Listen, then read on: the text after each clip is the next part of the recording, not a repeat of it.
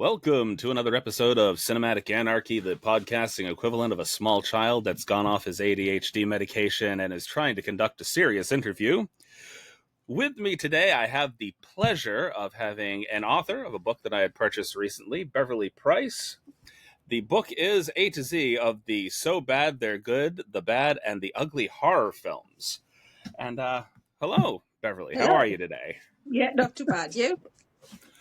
I am battling the ever, I'm going to say a word that doesn't even sound like a word, but the ever loudening of my outside world. We have construction going on next door, and so I apologize to any of the listeners that actually hear this bleed through and into the podcast, because I wanted this to be nice and quiet today. I really did. But you get what you get when you have a zero budget for the podcast.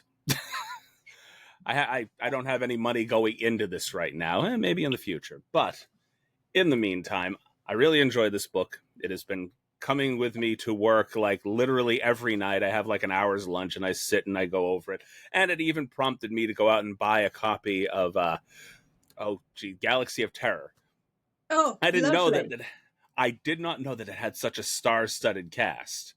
Yeah. And I say star-studded, but like most of it is like horror and like 80s like icons. Definitely, People that, yeah. if you're into those movies, you know these people. Yeah. And I want to just start by asking you to just describe your book to the listeners. So the book is a journey through films, my kind of what they're about, what I felt about them, but also a little bit of the production history, especially for the ones that are maybe bad or ugly, to kind of indicate why they might not have worked on screen. And just a sort of like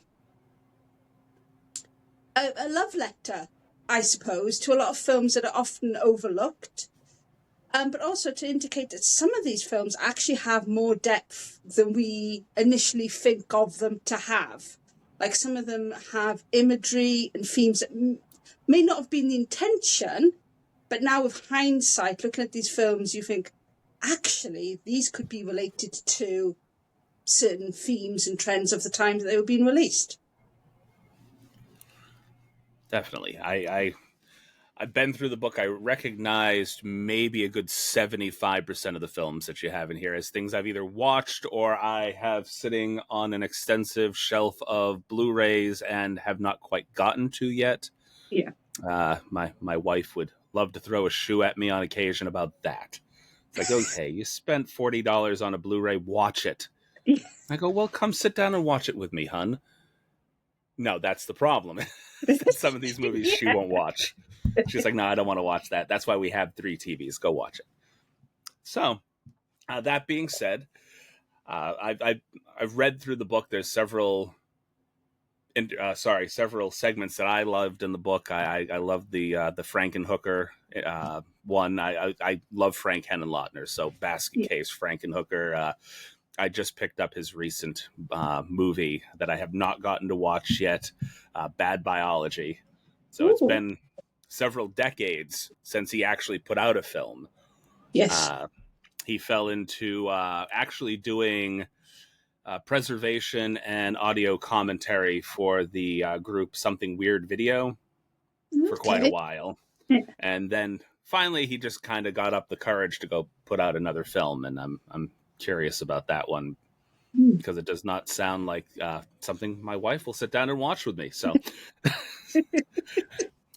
of the reviews that you've done in this book, what would you say are some of your favorites? Or least favorites, for that matter. Yeah, I think something like Bloody Muscle Bodybuilder in Hell, or AKA Japanese Evil Dead, because stumbling across that was just an absolute ball.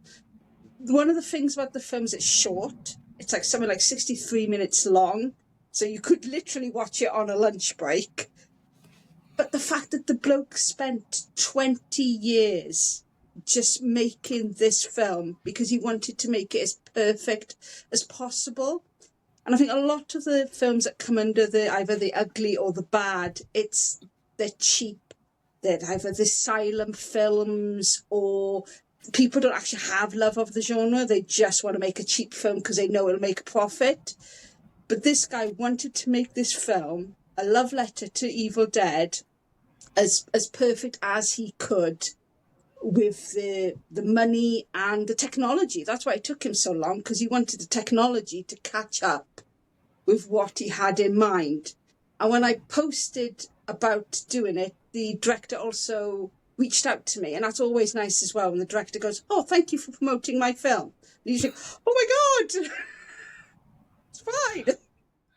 Actually, and I'll make a recommendation for a film that I thought was fairly bad, but also because of okay, these guys are going to shoot me in the foot. It wasn't that it was bad. They were paying an homage or a comedic homage to like 80s slasher films, and they're right up on the wall behind me, right there.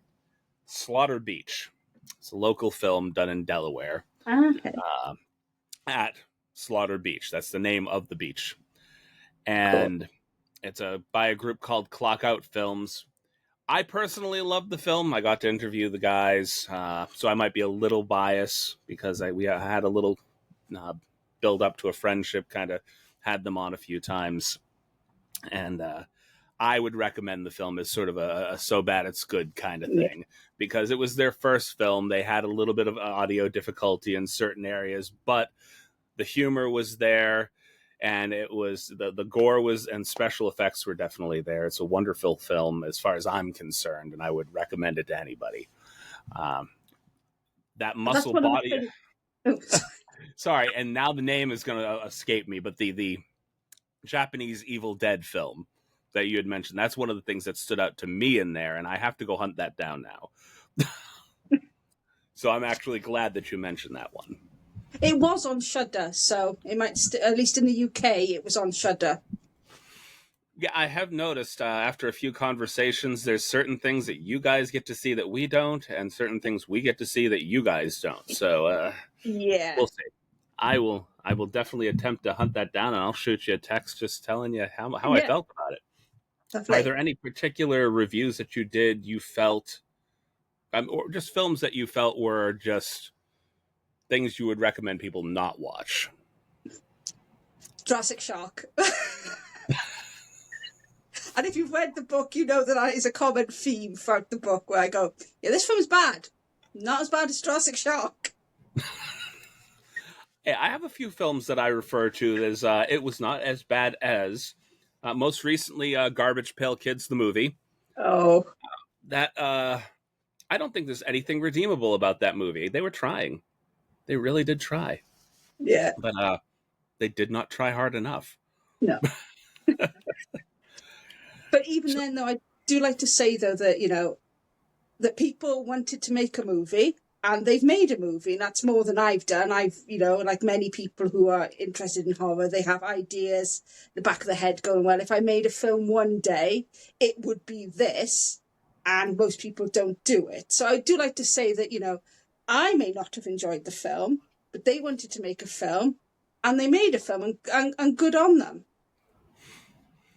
I think with literature like yours that you've put out, I think that what that kind of thing does is it inspires other people to go out and watch certain films. So you might not have liked that film, but the approach with which you took to review it and discuss it may actually inspire somebody to go out and like, oh, is it really that bad?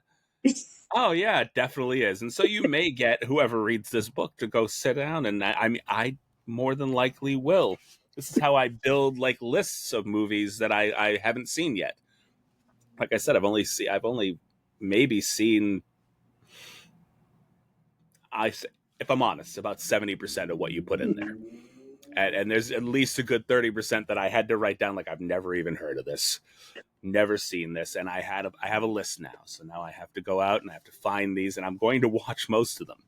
Because I'm not going to hunt down Jurassic Shark on a normal day anyway. That seems like something that, if I'm sick and I'm having some sort of a fever dream in the middle of a NyQuil fueled slumber, I might. Jurassic Shark. Okay, there we go. Yeah. And I think But some of them as well are age. It's like some of them I think aren't for somebody of my age, and I also point that out as well. I am a woman in my 40s, and some of these films aren't clearly made for me at all. There's a film there called Deadcon, which is clearly made for the people that use Instagram every day to post every moment of their lives, and I just didn't get the film because that's not my life.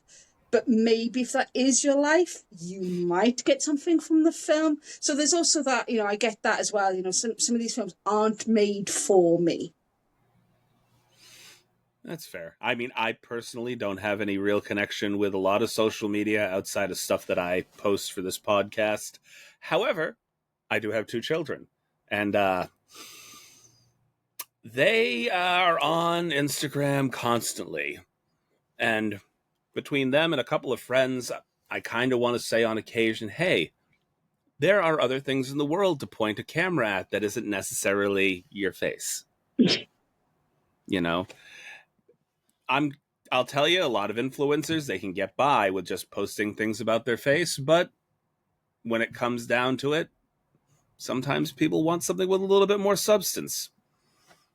I know that I don't really follow a lot of Instagram accounts that are just people's faces. Just that's a besides the point insight. Okay, so moving on. My apologies. This is where the ADHD gets me just a little bit because they say, hey, focus a little bit, and this is when I usually have somebody with me. I was hoping to have my friends from the Strange and Beautiful Book Club podcast to crack the whip and reel me in and say, hey, go over this way. But she had a very long trip to take this weekend, bringing an RV 1,300 miles to her home. So that was I don't know what that transfers into in kilometers. I realize that we're working off 2 different systems here. It's a long way. That's all I need to know. It's a long way. It was from the lower states to the upper states. We'll just say that. Yeah. So, what was your inspiration to put this book together to start with? So I started by writing articles for the London Horror Society, which is now the International Horror Society. They were looking for somebody to write articles, and so I thought, I'd started doing So Bad They're Good film nights. So my birthday's early January, and it gets to the point now where you see people at Christmas and New Year, but then to try and get them for my birthday as well is just a bit of a ball ache. So I said, look, just all come our mind, we'll put a shitty film on and we'll just get pizza and chill. And we watched Rubber. Yes. Yes. And so when I saw that the London Horror Society were looking for people to write articles, I thought, I'll write about Rubber. And so that started then a whole series of So Bad They're Good articles. But I was getting so far ahead that I was thinking, well, it's nice that I'm doing them for this website, but shall I just do them for myself? And so that started the book idea. And then I was thinking about all the shitty films that you stumble upon. Like I said, there's so many streaming services nowadays that post up random stuff that nobody's ever heard of. And I thought, well, why not write about them as well? Let's see what I can find out about these films. And then, the good, the bad and the ugly, it just seemed to fit then with that sort of title. And I just went from there. I will send you a couple of good links for some internet movie dumps. I call them internet movie dumps, but it's like places that you go to find films that they're free, both free sites, but just films that if you do a little bit of digging, things that you would never see otherwise. Yeah. So those, I'm not going to mention them here because I don't want them to be widely known, because then I won't have the, I guess, backup that I normally have to just throw weird movies at people. However, I do need to ask, do you know much about the company Trauma Entertainment? Yes. Oh, good. So you really do love good bad movies. If you had said no, I would have been a little worried. So have you heard of a film called Tromeo and Juliet? Yes.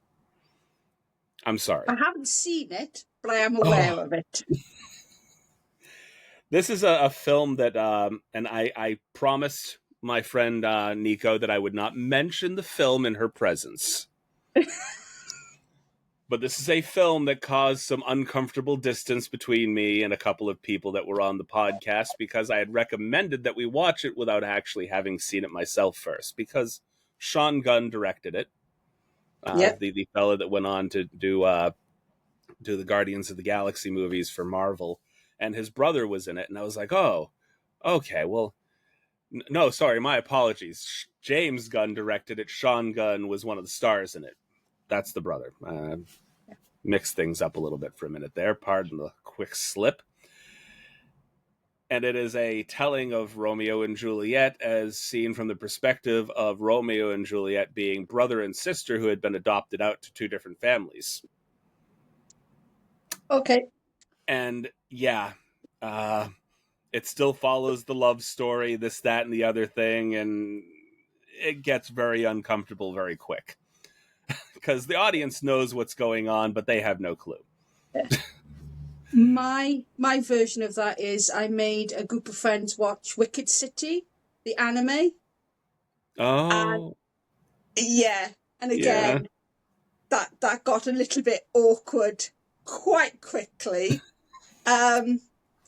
Especially as one of my friends brought a guy that never met me before along to this viewing, and I don't think she ever saw him again. So The fella that I watched this movie with, a good friend who I worked with that I invited to work with us on the podcast, was sitting not more than 5 feet from me when the movie started. And well, for lack of a better word, the incestual theme of the movie put about 10 more feet distance between us as the movie moved along. And then at one point during the film that we're watching, my daughter walks into the room. And I didn't know she was behind me. And we're just watching this film in just horror. And she's like, "What on earth are you watching?" And I go, "I will make an attempt to explain later. For now, just keep going. You don't want to see this." So I don't recommend that movie to people. I'm saying if you're looking to shock your friends a little bit, that's a good one for just shock of theme, not necessarily practical effects, gore, whatever. Because there's plenty of that throughout the film too. It's trauma. yeah, That's what they do. They know that they're working with an extremely low budget. So what do? They go for shock and awe. And they do it well. yeah. Do you have any favorite trauma movies?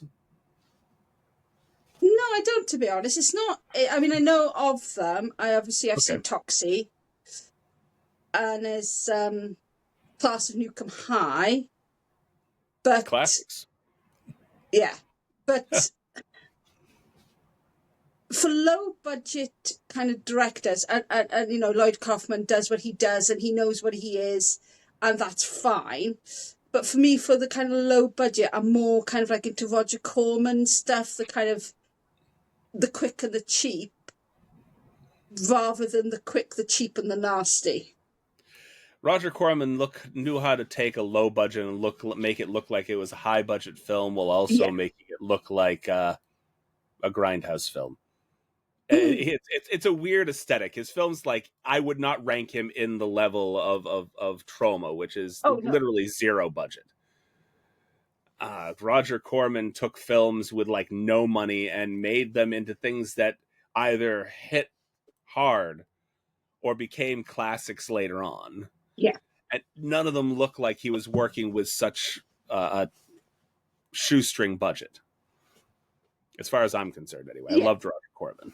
Yeah, I think he knew how to work with the budget that he was given, and obviously he got more prolific at it as the years went on. I think the only one that really was a miss was The Terror.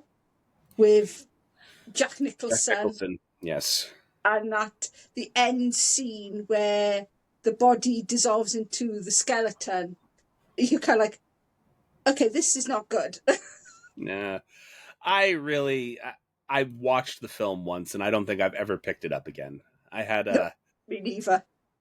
It was one of those things where I really liked Jack Nicholson and I was just walking by one of those cutout bins that they have for dollar movies. Yeah. And it's like, oh, The Terror. I've never heard of this. Sure, I'll pick it up. And I picked it up, watched it, and said that was a decent waste of my time. And then it went back into a bin here of things that I've never watched again. I mean, mine was on one of those 3 film cheap DVDs. So not only is it I think it was The Terror, Vincent Price's The Bat, and Boris Karloff's Bride of the Monster. Okay. I can see which one would stand out as the movie that you wouldn't want to watch again, though. I mean, because honestly, with Vincent Price, even in a movie that I felt was bad, his performance was always off the charts. I loved it. Yeah. And Boris Karloff played a good monster. He really did. I mean, some of his films were a little hit or miss, but I always liked him. Jack Nicholson, on the other hand, he didn't have that star power back then. No. He was definitely on the scene and making his way, Yes. but The Terror was not one of his shining performances. No. And when you think it's around the time that also, obviously, The Little Shop of Horrors, and you see him in that, and you're like, yeah, you can see that he's going to become a star. Right. And then you watch The Terror and you're like, is he? Really? So, I got my brain off track again. I had a whole series of things going on, and then I do apologize. I'm going to bring up my little list of questions that I had here because I had them in my head, and then I went on an ADHD tangent again with you. Fine. So it's obvious. It's obvious that you love film, whether it's a good movie, a bad movie, or something halfway in between. Can you name a specific film that you feel started your love with not blockbuster films, but bad movies? I think obviously I mentioned Rubber being the start of that kind of like the having friends round and watching bad films. That will always have a special place in my heart because that started that trend. Yes, yes. I think someone else like, oh, Robot Monster. That I remember that's the first film where you sat with a friend and it's the riffing.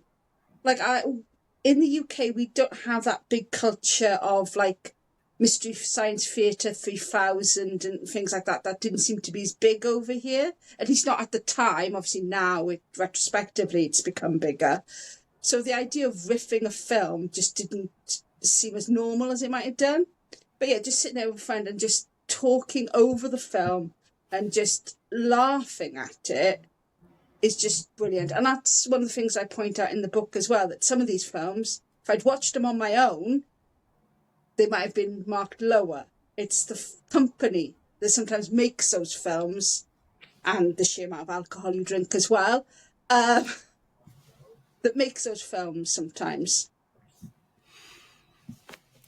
Okay, that's also a film that I've never heard of before. So if you could do me a favor and just send the name of that movie to me, because if you fell in love with movies with that particular film, I think that, or I should say, not movies in general, but bad movies in general, I'd like to see what that was.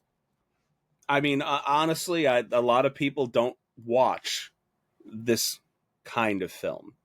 It's very niche genre of things, and some people will have bad movie nights just for laugh. But most people I know, they will not sit down and watch films like this. They're only interested in like the blockbuster films, the John Wicks, the Marvels, the even Raiders of the Lost Ark, stuff that fell on the blockbuster schedule. And you mention stuff like Sharktopus, and they look at you like, "What? Yeah, come sit down. Let's watch Sharktopus together." No, I don't want to watch that. If you have a few drinks, you'll enjoy it. Yeah. It's the drinks that get them. If I can get them over here, it's a few drinks. Anything's acceptable after a couple of beers or a glass of whiskey or whatever. Well, I lure them with food. I make them a meal from scratch. So I lure them with food and then go, right, because I've fed you, you now have to watch a shitty film. I fed you, there's snacks, a little bit to drink. Just sit down, digest, watch the film. You don't want to feed them too much because certain films, uh, they get that. I've watched a couple that were just outright grotesque. My son, Oh. he's been recommending Terrifier to me lately. And unbeknownst to him, I watched the first one, and I'm not going to watch the other two because there's a level of gore that even I will not deal with. Yeah. And that's not a movie for the faint of heart. I would consider it a bad film because it's nonsensical as far as I'm concerned. But what they were going for was practical effects gore that look almost spot on.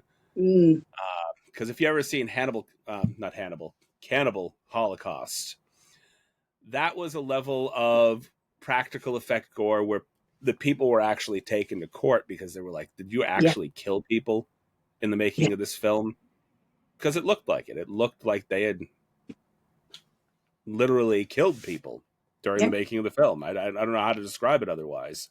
And I can understand back then why it would be very unsettling. Now it looks silly to us because some of the practical effects gore they have now is by far worse, and I wonder how people haven't gone to court over some of those. Yeah.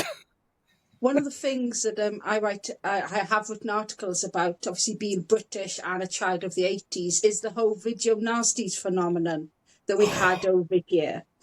And I've got a list of all the 72 films that were part of the obscene list. And I've slowly been trying to make my way through them. And some of them, you watch it and you go, wait, why was this even considered? And I think when you do your research, a lot of it is the films were never watched by the people that were complaining about them. It was the artwork and the title. So the Driller Killer was put on it straight away because it's an image of somebody being drilled through the head, and it's called Driller Killer. Oh, it must be a terribly grotesque film. It's not bad. No, it isn't. By today's standards, it definitely isn't. And then you've got your classics like, Sam Raimi came to court in the UK because of Evil Dead and because they thought that it was so violent. You look at Evil Dead now, and yes, it is great, don't get me wrong, but is it really that violent? Not really. No, I mean, there's some uncomfortable scenes, I will definitely admit. One that definitely sticks out in my head is one that a date walked out on me because of. I don't even have to mention the scene. If you've seen the film, you know. Yes. Well, actually, what's really, really interesting is there's an Amicus anthology film that predates that called Tales That Witness Madness. And there is one of the shorts is that Joan Collins gets jealous of a tree that's put into a house because it has a womanly figure. And there is a dream sequence that is very, very similar to that Evil Dead scene, to the point that I'm sure Sam Raimi must have seen it. It's not as graphic because we're talking about a British 70s film, but it does go where you think it's going to go, and you're like, oh, this is interesting, especially as it's Joan Collins as well. It's like, this is really weird. Well, Joan Collins did a couple of films that would, I want to say push the boundaries of taste, but she definitely was involved in a few films that you wouldn't consider standard to her name at all. So I haven't heard of that one. That's another film that you're putting on my radar that nope, it's not something within my wheelhouse, but I will go ahead and watch it. And speaking of Joan Collins, there is unsurprisingly, there is a follow-up book. So I am working on the second A to Z of So Bad They're Good, The Bad and the Ugly. And one of the films that I've been discussing is I Don't Want to Be Born. Have you ever heard of that film with Joan Collins? Yes, yes. So yeah, that is the kind of film that you'd, if you know Joan Collins's work, that fits. But if you just think of her from Dynasty, you're like, you watch this film and you're like, oh, what is this weird film? I think people don't understand that even some of their favorite actors, people that you would not picture in just weird films, they had a Mm, film history before they yeah, got into some of their more popular roles too. And some of them kind of fell into it afterwards because they couldn't get footing outside of whatever television show or movie series they happened to have been in to begin with. So I'm trying to think of somebody that this, if I had prepared a little better. I'm terrible about that. But I would say Robert Englund might actually be one of the guys that you would have thought that he would have just launched to stardom right out of Freddie's boots. But while he is a recognizable face, he had plenty of movies that he was in you probably wouldn't even recognize yeah. before he even got into Freddie's bladed glove. And there's plenty of films that he was in afterwards. Mm. I'm Yeah, cutting well, you off. funny enough, I'm reading a book currently written by Doug Bradley. And let me get the Behind the Mask of Horror Actors. And I picked it up because I thought it was a Doug Bradley autobiography, but it's not. It's him looking at the history of horror actors who've worn masks. And obviously Freddie appears in it, Robert Englund. And he was saying that he thought that V was going to be his career maker. He only did A Nightmare on Elm Street in a stopgap between V filming. And he was like, oh yeah, that'll be something that'll just fill my time. And he'd gone to a sci-fi convention as Willie, but more people were coming up to him asking for autographs as Freddy Krueger that he realised, actually, this might be my moneymaker. Well, I'll be 100% honest. Freddie is the guy that I remember him for. Until you just mentioned it, I had forgotten completely that he was in V. Yep. It's been a while since I've seen it. Like, this is like 20 years ago since I had watched V. So yeah, I mean, you can see why I would forget that, but I've probably watched Nightmare Yeah, on Elm Street multiple times in the past couple of years. exactly. Yeah. I It's got more rewatchability than V really did because it was sort of a product of its time. Especially those later series of V, they do get a bit. They were trying to catch the magic of the original, and yeah, none of them quite hit. No. No, I can't commit any of it to memory. The early series, yes, and the recent stuff. You ask me about it, nothing doesn't register. Yeah. So you jumped the gate the a little bit on one of my questions that I was going to ask. I was going to ask about what you're planning to do in the future. You said you are looking to put out a sequel to this book specifically. Are you thinking of writing anything else, or? Yeah, so I've got 2 on the go concurrently. Okay. Another A to Z, because I kind of like that format. So, as well as the A to Z of So Bad, etc., I'm also doing the A to Z of wonderfully weird films. Because then that means then I can capture things that won't fall into the horror genre. Obviously, it'd still be predominantly horror, because that's the genre I watch the most. But it means then I can put some completely random stuff in. So I've got K is for Kung Fu, for example, in this case. And so I get to talk about films like For Your Height Only, which... Oh, is that the one with the diminutive James Bond type character? That's it. The Oh, Filipinos. I have heard of those. I haven't gotten to see them. I've seen clips, and they look absolutely hilarious. It is an absolute ball to watch. It's Wei Wei is the actor. And apparently he was quite the ladies' man on and off the screen. But yeah, Oh, there's a lot of kicking men in the nuts because obviously the height.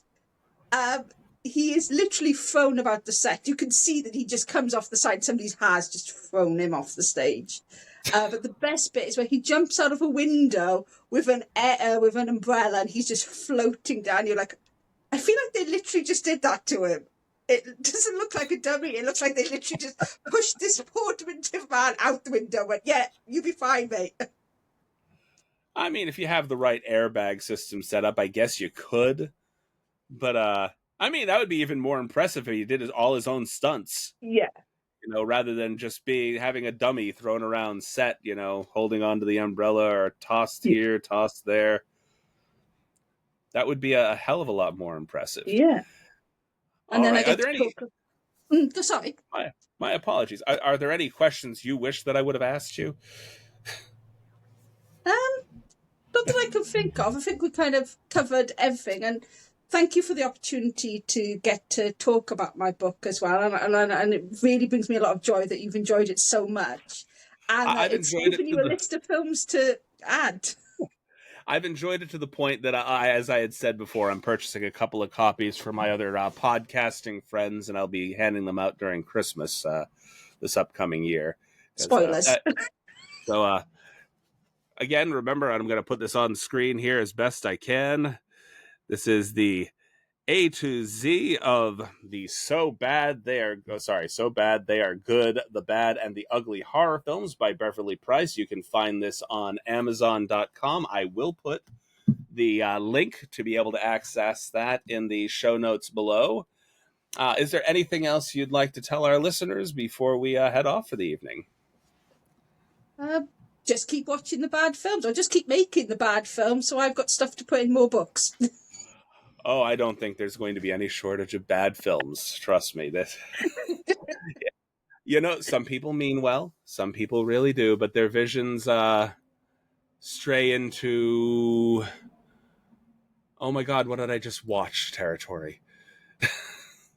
And that's beautiful sometimes, and it created things like this, and I really thank you for being on our podcast today. And as my good friend Nico, who is a frequent co-host of the podcast, is very fond of saying, and it does not come off of my lips quite as well as it does hers, drink some water, you thirsty bitches.